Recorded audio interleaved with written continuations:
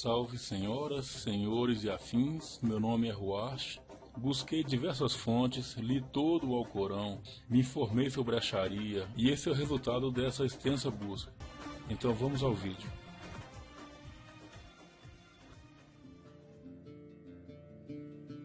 Há muitos séculos, um meteorito caiu na Arábia Saudita. Os árabes daquele tempo interpretaram aquela pedra como um sinal dos deuses, e em algum momento da história construíram muros em volta dela, cobriram e nomearam aquele pequeno santuário de Kaaba. Junto dela colocaram 360 estatuetas, um deus para cada dia do ano, que eles pensavam ter 360 dias. Até mesmo Jesus de Nazaré era adorado ali. Multidões cada vez maiores de devotos adotaram o ritual de peregrinar até aquele local e dar 7 voltas em torno daquele pequeno templo. Não sei se a cidade de Meca já existia, ou se foi construída ao redor dele, mas foi assim que ela se tornou um caldeirão de crenças politeístas. A vida naquela época e lugar não era nada fácil. A economia girava em torno da criação de cabras, da agricultura e do comércio. E como a alimentação era escassa mesmo assim, os saques eram a forma mais comum de conseguir comida, e não sofriam a devida punição. As contendas mais sérias acabavam resolvidas violentamente. Quem matava, morria. Se o criminoso não fosse encontrado, morria um parente dele. Esse caos social levava muitas pessoas a se tornar escravas por não conseguir pagar dívidas, e muitos preferiam abrir mão da própria liberdade para conseguir sobreviver. Nesse cenário, as mulheres sofriam ainda mais. Aquelas que não morriam durante a infância eram entregues em casamento antes mesmo de chegar à puberdade. Com os homens vivendo e morrendo nos intermináveis conflitos tribais, aceitar o papel de concubina em troca de comida e proteção era para as mulheres uma forma legítima de sobreviver.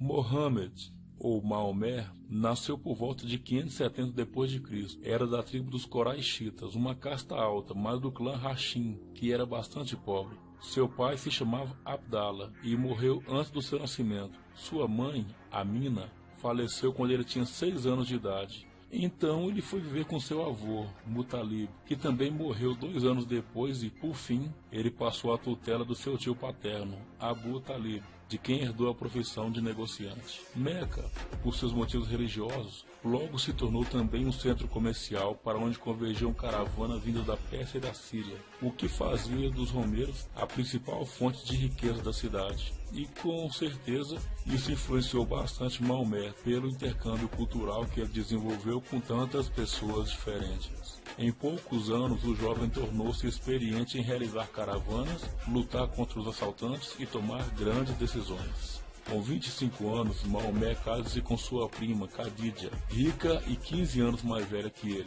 O casal teve de 4 a 6 filhos, e 3 deles morreram quando ainda eram crianças. E somente uma chegou à idade adulta, sua filha Fátima. Maomé tinha o hábito de se isolar para meditar, e num desses isolamentos espirituais, em uma caverna no Monte Hira, reza a tradição que Maomé teve a sua primeira de várias revelações que mudariam a sua vida. O anjo Gabriel teria aparecido a ele, trazendo grandes revelações. A revelação continuou em outras ocasiões, sendo recitadas constantemente para que ele, analfabeto, decorasse. Isso durou aproximadamente 23 anos, até a morte do profeta em 632 d.C.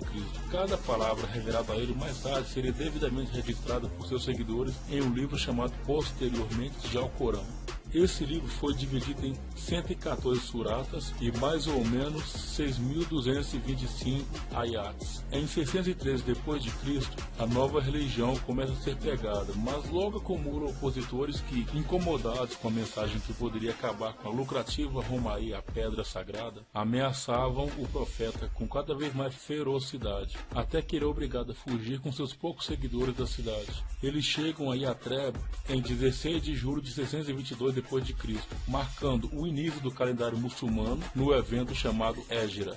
Naquele lugar, os ideais do profeta adquiriram um caráter mais político. O nome da cidade foi mudado para Medina. Após vários anos de luta, Maomé marchou contra Meca com milhares de guerreiros e, mesmo estando em menor número, conquistaram a cidade sagrada. Como novo dirigente político e religioso, Maomé ordenou a destruição de todos os ídolos da Kaaba, mas manteve o monumento para que as romarias não acabassem. Mas o único Deus que é adorado desde então é Alá.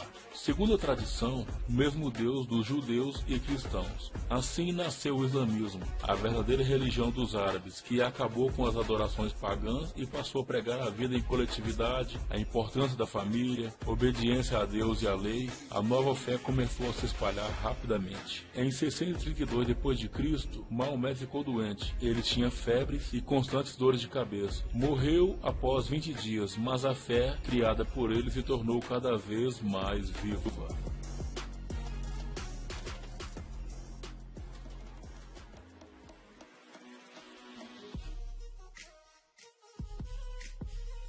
A morte do profeta gerou conflitos por causa da sua sucessão. Um grupo acreditava que quem deveria ser o novo líder religioso, ou califa, seria um sucessor sanguíneo, nesse caso, Eli, primo de Maomé, e marido da filha do profeta. O grupo que acreditava nisso passou a se denominar xiitas, ou seja, seguidores de Eli. Outro grupo acreditava que o sucessor deveria ser alguém honrado, sem obrigatoriedade de parentesco. E esse grupo compilou um livro que registrava a vida de Maomé em diversos relatos chamados Sunna. Por isso o grupo era chamado de sunita, ou seja, seguidores da Sunna. E o califa indicado por seus seguidores foi Abu Bakr, amigo e pai de Aisha, a esposa mais jovem de Maomé. Assim, houve uma grande divisão nos primórdios do Islã, mas isso não foi bastante para conter o crescimento daquela nova fé. A civilização islâmica uniu as tribos árabes e expandiu-se rapidamente, ocupando uma extensão de terra somente comparável ao Império Romano em seu auge. Em menos de um século,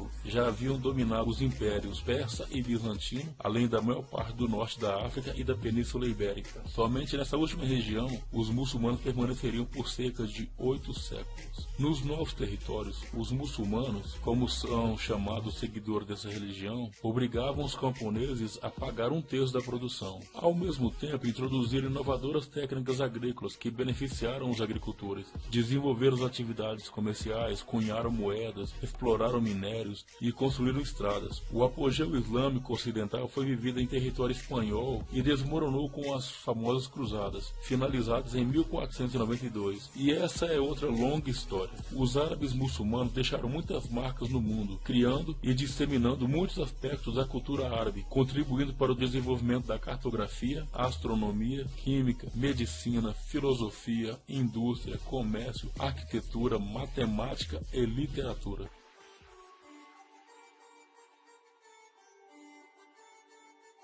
No Islã, considera-se Alá como o Deus único e Senhor do universo, Criador de tudo e de todos. Considera-se também a existência dos anjos e de demônios. Acredita-se também nos profetas, os quais começaram com Adão, passando por Abraão, Moisés, Jesus e Maomé, o último deles. E fora esses citados, há dezenas de outros. O Islã prega o paraíso para os crentes e o inferno para os pecadores. Considera-se que os crimes cometidos durante a vida serão julgados na morte, ou seja, no juízo final.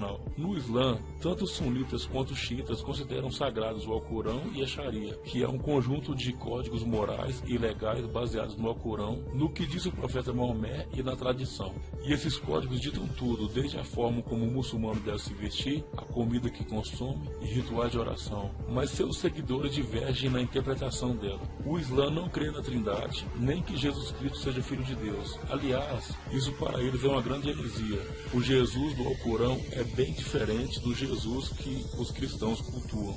O Islã se fundamenta em 5 bases. A profissão de fé que reconhece Alá como o único Deus e Maomé como seu legítimo profeta, orar 5 vezes ao dia para Alá, voltados para Meca, e nas sextas-feiras o devoto deve ir à mesquita orar e assistir o sermão dado pelo sacerdote, que eles chamam imã. O terceiro fundamento é o jejum, que deve ser feito no mês de Ramadã. Ao longo dos 30 dias do mês, deve-se jejuar durante o dia e alimentar-se apenas de forma leve durante a noite. Durante esse período, também se deve manter a abstinência sexual. O quarto fundamento é da esmola. É um tributo que todo muçulmano é obrigado a pagar uma vez por ano à comunidade islâmica, como forma de ajudar na organização dessa e na caridade. O valor é menor que 3% da renda total anual. O quinto fundamento é a peregrinação, que diz que cada muçulmano deve ir a Meca circuncidar a Kaaba pelo menos uma vez na vida, dentro das suas condições físicas e financeiras.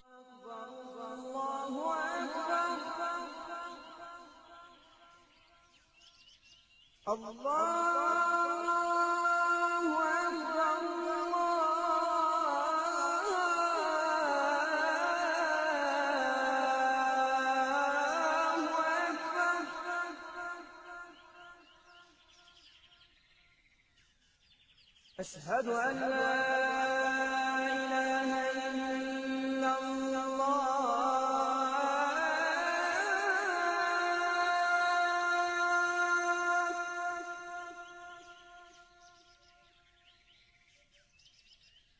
أشهد أن لا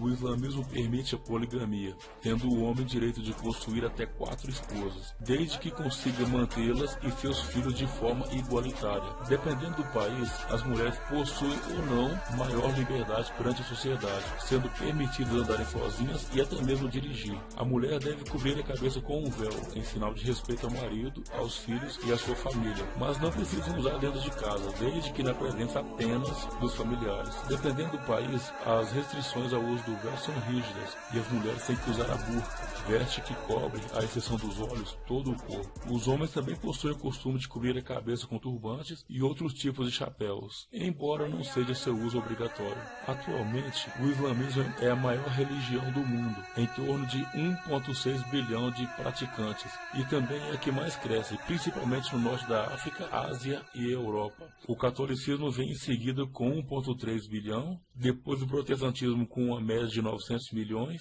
o hinduísmo com 870 milhões de fiéis, seguido do budismo com cerca de 400 milhões de seguidores, e assim sucessivamente.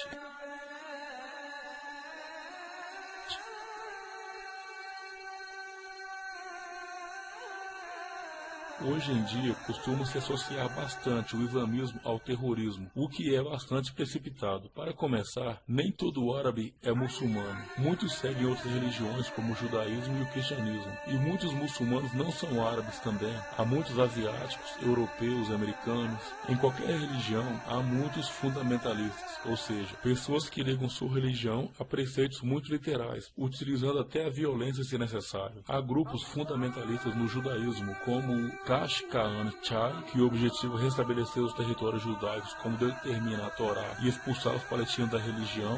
E no cristianismo também, como o Krishna Voice, da Inglaterra, que condena o divórcio, as clínicas de aborto e faz a promoção da cura de homossexuais. Outro ponto importante é que há grupos fundamentalistas em todas as religiões, porém, nem todos os fundamentalistas praticam atos de terrorismo. Mas é contraditório afirmar que o islamismo é uma religião pacífica. Seus seguidores, em sua maciça maioria, optam pela paz. Mas há realmente no Alcorão diversos textos que incentivam sim a perseguição, principalmente a judeus e cristãos, que é onde os extremistas islâmicos se baseiam, como a Al-Qaeda, o Boko Haram e o Estado Islâmico. Saliento novamente que a maior parte dos muçulmanos optam pela paz, mas está no coração da teologia islâmica dizer que a paz mundial só será estabelecida quando todos os judeus forem eliminados da face da terra, porque, segundo o islamismo, eles foram os primeiros a rejeitar a mensagem do profeta Maomé e, portanto, merecem esse tipo de tratamento. Esse ódio crescente de Maomé pelos judeus se refletiu em vários episódios, como a decapitação de 700 homens judeus de uma tribo, fazendo de suas mulheres e crianças seus escravos. Os muçulmanos que escreveram a Sharia entendiam como Maomé era extremamente sensível a críticas, e por isso criticar Maomé se tornou o maior crime no Islã, que nunca será perdoado, ainda que o agressor se arrependa. O respeito a Maomé é tanto que não se pode retratá-lo em qualquer tipo de imagem. No que tange o terror islâmico, todos os atos terroristas têm amparo na própria vida do profeta, como como, por exemplo, a pedofilia. Maomé casou-se com Aisha quando ela tinha 6 anos de idade, consumou o casamento quando ela tinha 9, e Maomé teve em torno de 15 esposas depois que sua primeira esposa, Khadija, faleceu, além de diversas concubinas, escravos e prisioneiras de guerra. Saques, tocaias e quaisquer meios controversos eram tolerados por ele em nome da causa de Alá.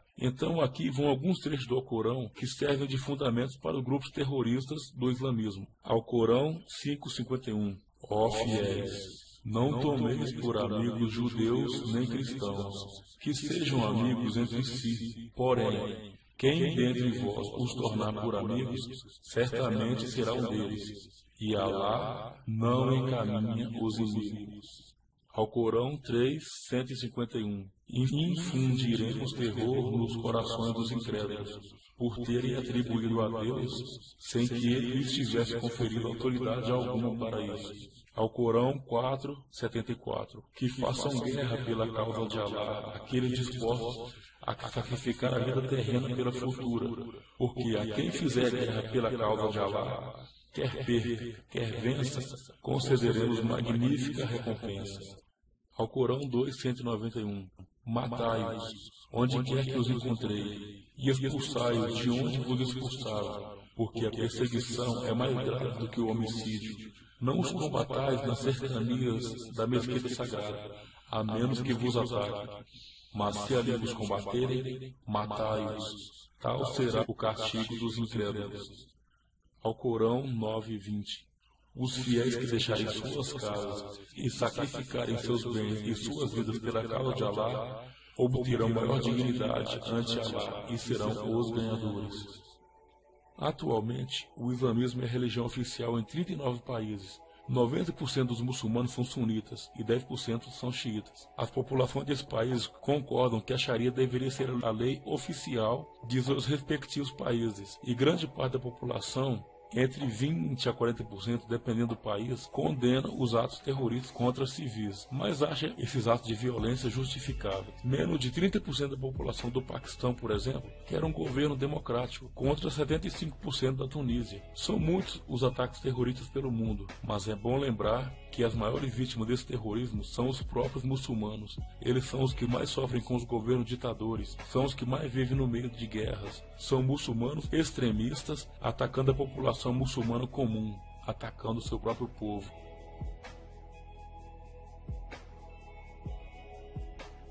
Se aqui no Brasil você enxergar esses homens e mulheres estranhos no meio de vocês, não precisa vê-los como ameaça, porque eles não são. Eles estão cumprindo a jihad, ou seja, uma forma de evangelismo, coisa que os cristãos fazem nos países árabes também, e você deve conhecer como missões. Assim são eles tentando disseminar sua fé por aqui. No nosso país, terrorismo é crime. Além do mais, os muçulmanos jamais vão chegar a qualquer lugar onde não sejam maioria tocando terror. As notícias que você tem ouvido na internet afora sobre invasão islâmica, com certeza são infundadas. A comunidade islâmica brasileira já passa de 1 milhão de pessoas no Brasil, e esses grupos nunca causaram problemas. Acredite, eles são da paz sim, mas devo ressaltar que o Alcorão permite que eles promovam a violência. Mas lembre-se das bilhões de mortes causadas pelo mau uso do cristianismo poucos séculos atrás, mas isso é totalmente contrário aos ensinos de Jesus Cristo, o que põe uma pulga atrás da minha orelha. No Alcorão, atos abomináveis cometidos pela Igreja Católica são mandamentos se praticados contra não muçulmanos.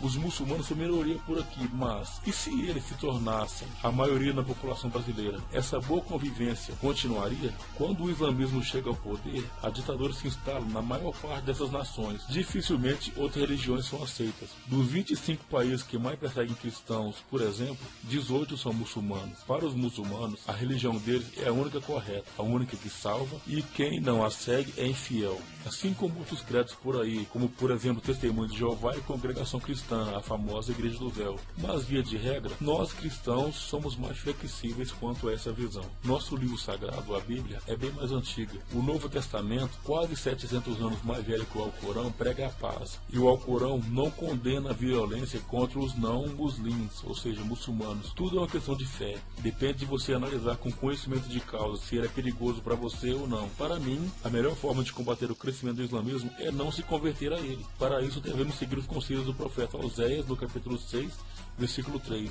Conheçamos e prossigamos em conhecer o Senhor. Assim, como disse Jesus no livro de João, capítulo 8, versículo 32. E conhecereis a verdade, e a verdade vos libertará. O que é reforçado pelo nosso irmão Paulo na carta aos Gálatas, capítulo 5, no primeiro versículo. Fiquem firmes na liberdade que lhes foi dada por Cristo Jesus. Mas não vamos esquecer que devemos amar a todas as pessoas, não julgá-las. Jesus ama os muçulmanos e acredite, não somos melhores do que eles. Paz.